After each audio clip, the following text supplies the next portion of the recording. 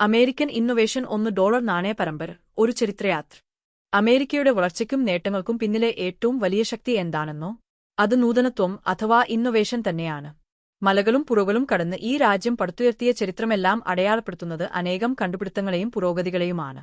ഈ നൂതനത്വത്തോടുള്ള ആദരസൂചകമായിട്ടാണ് US. Mint അമേരിക്കയുടെ കമ്മട്ടശാല 2019 American innovation $1 നാണയ പരമ്പര ആരംഭിച്ചത്.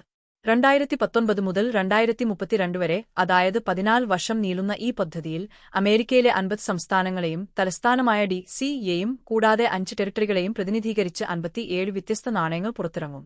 ഓരോ നാണയത്തിന്റെയും പിൻഭാഗത്ത് അതത് സംസ്ഥാനത്തിന്റെയോ പ്രദേശത്തിന്റെയോ പ്രഗത്ഭനായ ഒരു വ്യക്തിയെയോ അല്ലെങ്കിൽ ആ നാടിന്റെ സുപ്രധാനമായ ഒരു കണ്ടുപിടുത്തത്തെയോ ആവിഷ്കാരത്തെയോ ചിത്രീകരിക്കുന്നു. ശാസ്ത്രം, സാങ്കേതികവിദ്യ, വൈദ്യശാസ്ത്രം, കലാരൂപങ്ങൾ തുടങ്ങി നിരവധി മേഖലകളിൽ നിന്നുള്ള പ്രതിഭകളെയും കണ്ടുപിടുത്തങ്ങളെയും നമുക്ക് ഇതിൽ കാണാൻ സാധിക്കും. നാണയങ്ങളുടെയെല്ലാം മുൻഭാഗത്ത് ഒരു രൂപം മാത്രമേയുള്ളൂ, അത് സ്വാതന്ത്ര്യത്തിന്റെ പ്രതീകമായ സ്റ്റാച്യൂ ഓഫ് ലിബർട്ടിയാണ്. എന്നാൽ ഈ നാണയങ്ങൾ നമുക്ക് സാധാരണ കടകളിലോ എവിടെയും വിനിമയത്തിനായി ലഭിക്കില്ല. ഇവ പൊതുവായ ഉപയോഗത്തിലേക്ക് ഇറക്കുന്നില്ല. പകരം യു.എസ്. മിന്റിന്റെ ഔദ്യോഗിക വെബ്സൈറ്റിൽ നിന്ന് റോളുകളായും ബാഗുകളായും അല്ലെങ്കിൽ പ്രത്യേക പ്രൂഫ് സെറ്റുകളായും മാത്രമേ ഇവ വാങ്ങാൻ സാധിക്കൂ. ഈ നാണയങ്ങൾ വെറും ശേഖരണ വസ്തുക്കൾ മാത്രമല്ല, ചരിത്രത്തെക്കുറിച്ച് പഠിക്കാനും കുട്ടികൾക്ക് പഠനോപകരണമായും ഒരു സമ്മാനമായി നൽകാനുമെല്ലാം ഇവ വളരെ മികച്ചതാണ്.